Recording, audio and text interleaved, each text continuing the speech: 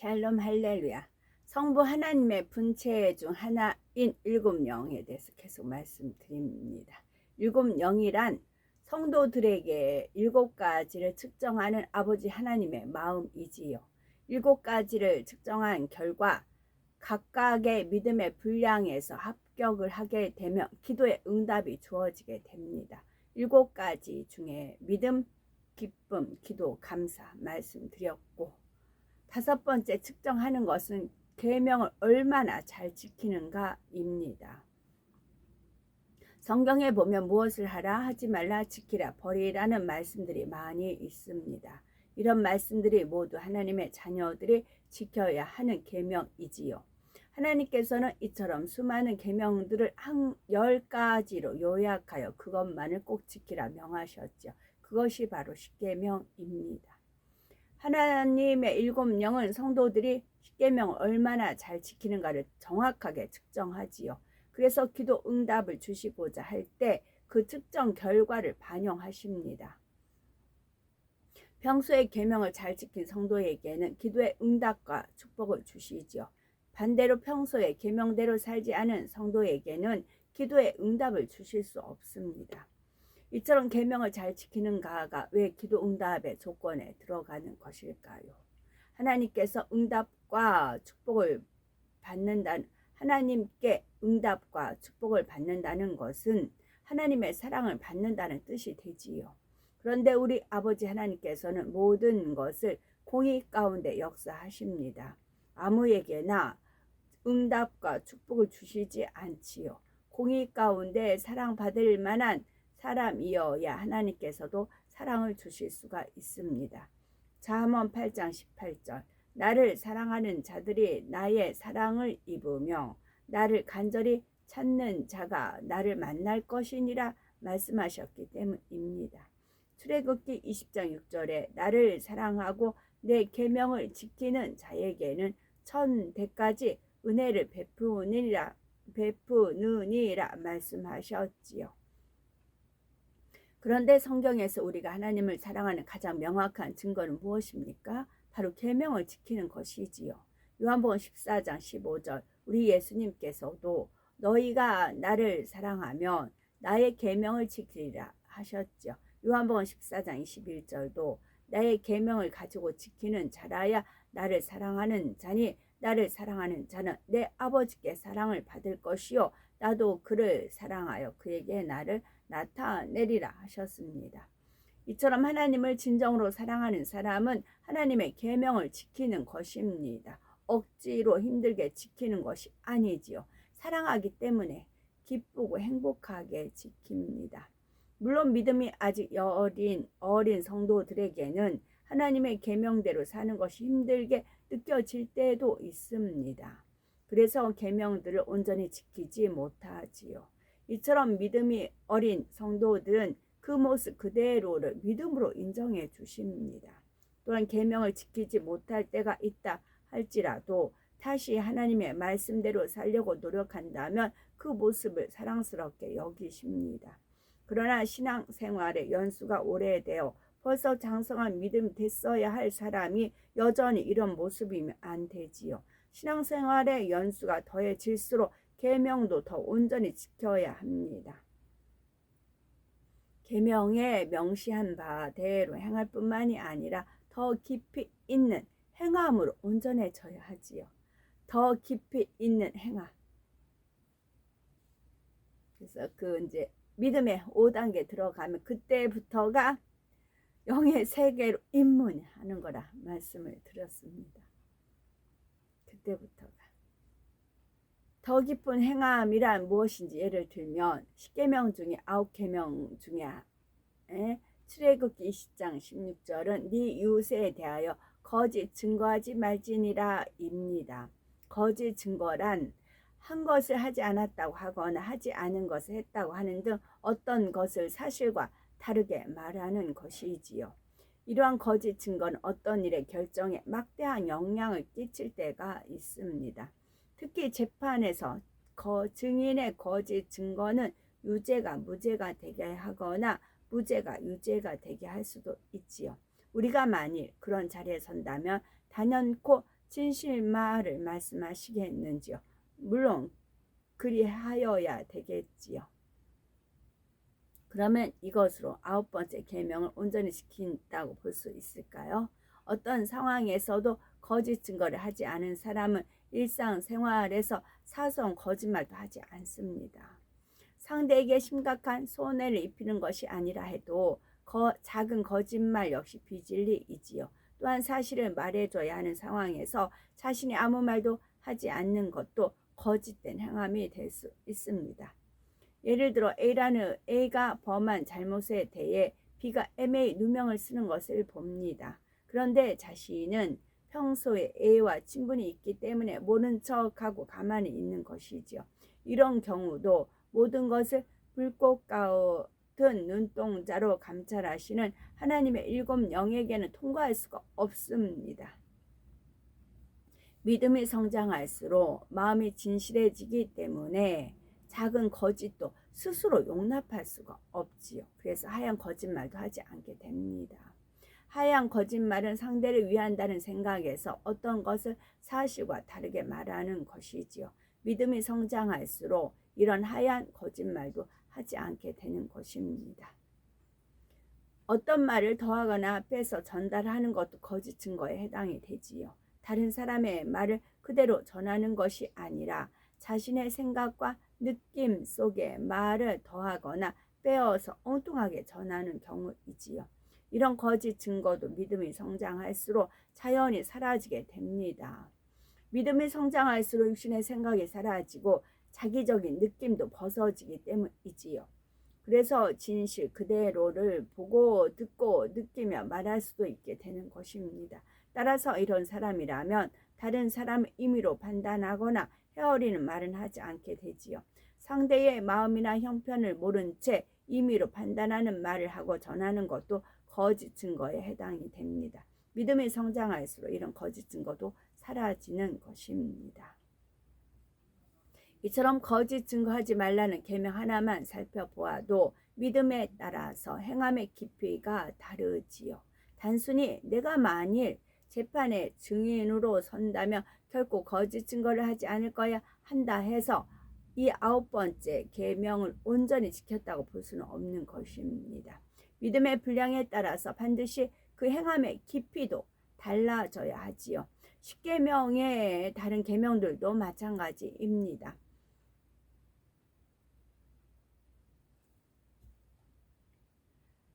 또한 충성, 6번째 7영은 충성을 측정합니다. 각 사람이 자신의 사명 얼마나 진정으로 정성을 다해 감당하는지를 측정하지요.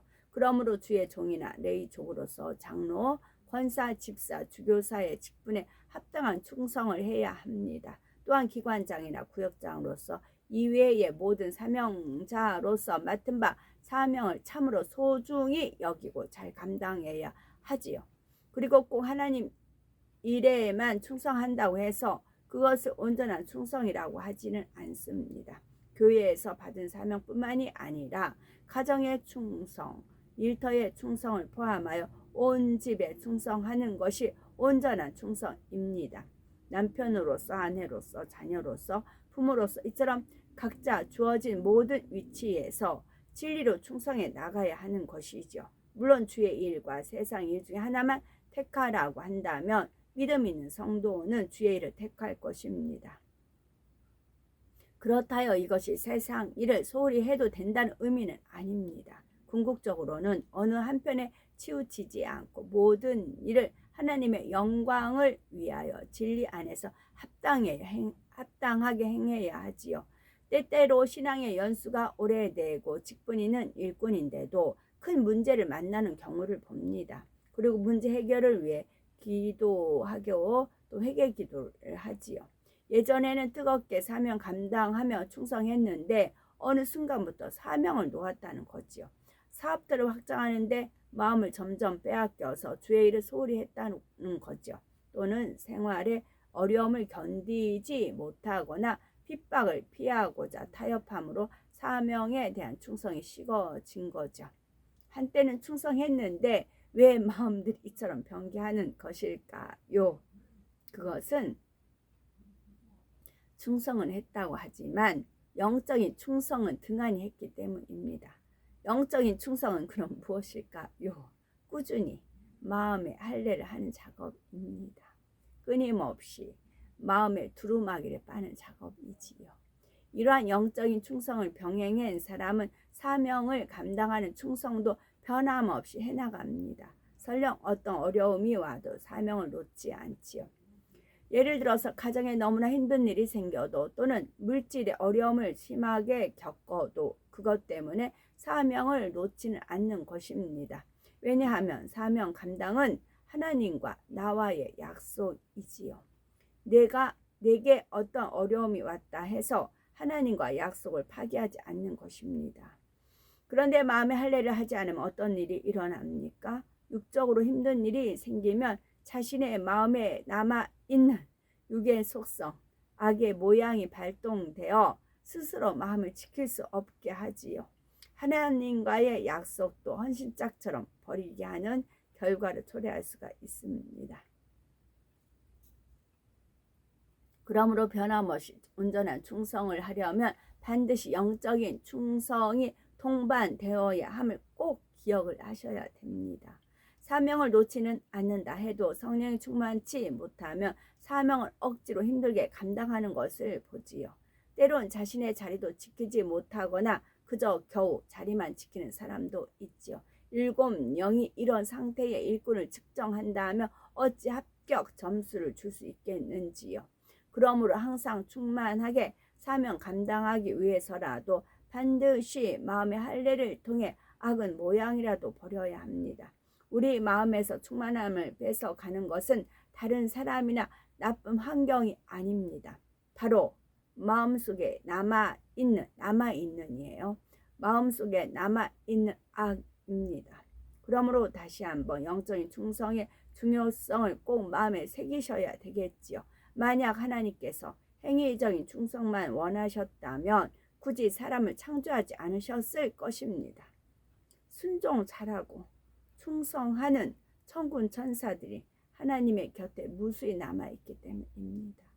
그러나 하나님께서는 하나님을 사랑함으로 중심에서 우러나서 충성하는 자녀들을 원하시지요.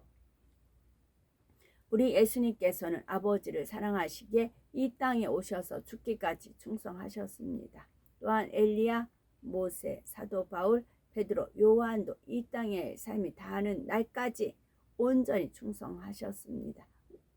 우리들도 우리 주님의 마음을 담고 믿음의 선진들을 본받아 이전보다 더 충성할 수 있어야 되겠습니다.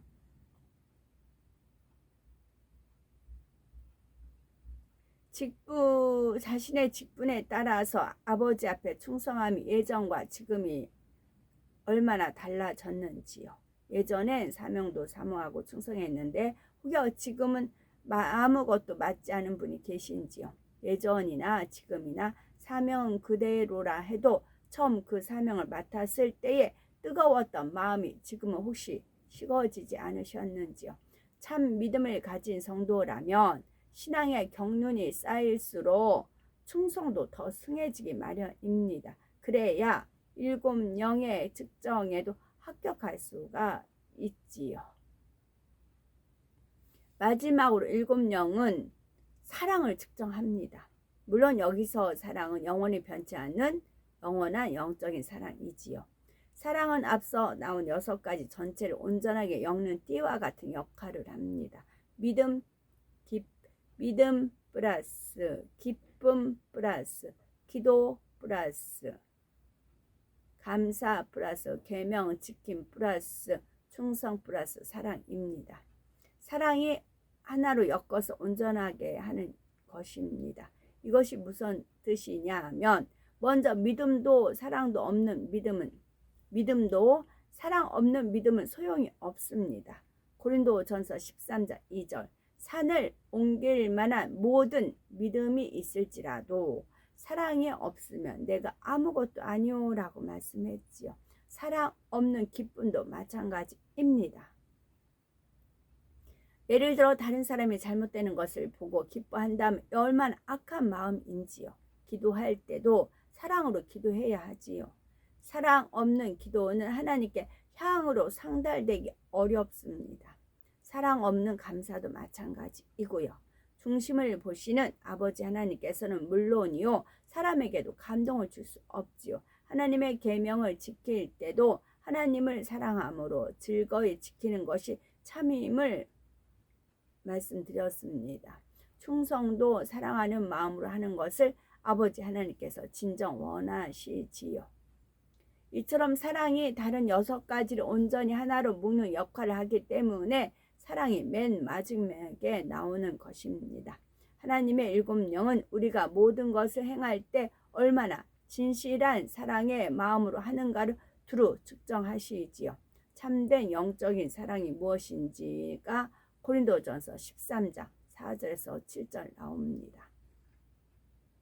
사랑은 오래 참고, 사랑은 온유하며 투기하는 자가 되지 아니하며, 사랑은 자랑하지 아니하며 교만하지 아니하며 무례히 행치 아니하며 자기의 유익을 굳지 아니하며 성내지 아니하며 악한 것을 생각지 아니하며 불의를 기뻐하지 아니하며 진리와 함께 기뻐하고 모든 것을 참으며 모든 것을 믿으며 모든 것을 바라며 모든 것을 견디느니라. 우리들은 이제 신앙 안에서 무엇을 하시든지 항상 이 영적인 사랑의 기준을 기억하며 행하셔야 되겠습니다. 예를 들어 기도를 하거나 충성을 할 때도 항상 이 사랑장의 말씀대로 행한다면 온전한 기도, 온전한 충성이 될 것입니다. 이처럼 사랑으로 모든 것을 행하는 사람이 진실로 하나님을 사랑하는 사람입니다. 아버지 하나님께서 이처럼 진실한 사랑으로 하나님을 사랑하는 자녀를 얻기 원하시지요. 그래서 인간 경작을 시작하셨지요. 그러므로 우리들은 진실한 사랑을 이루어 아버지 하나님의 참 자녀가 되어야 되겠습니다. 또한 사랑으로 모든 것을 행하여 7영의 측정에 온전히 합격함으로 모든 마음의 소원을 응답받는 우리가 되어야 되겠지요. 7영이 측정하는 7가지 항목들은 전자제품의 부품들에 비유할 수가 있습니다. 이 부품들 중에 하나라도 빠지면 스위치를 켜도 전자제품은 작동하지를 않습니다. 이처럼 7영이 측정하는 7가지 항목 중 어느 한 가지라도 부족하면 기도 응답이 주어지지 않습니다. 그런데 공의와 사랑의 하나님께서는 믿음을 가장 먼저 측정하셔서 각각의 믿음의 분량에 따라서 합격 기준을 정하시지요. 출애굽기 33장 19절에 아버지 하나님께서는 나는 은혜 줄 자에게 은혜를 주고 긍휼히 여길 자에게 긍휼을 베푸느니라고 말씀하셨지요. 아버지 하나님께서 7영을 통해 이처럼 세밀하게 기도 응답의 기준을 정하신 것은 어찌하든 더 많은 응답을 주시기 위함입니다. 통과하지 못할 높은 기준을 정해놓고 응답해 주지 않으시려는 것이 아니지요. 누구나 각자의 믿음의 분량대로 응답받고 축복받기를 원하셔서 7영으로 합격의 기준을 정하신 것입니다. 그러므로 우리들은 더욱 온전한 사랑 가운데 행하셔서 아버지의 풍성한 은혜와 복을 받아 누리는 우리가 되어야 되겠습니다. 아멘.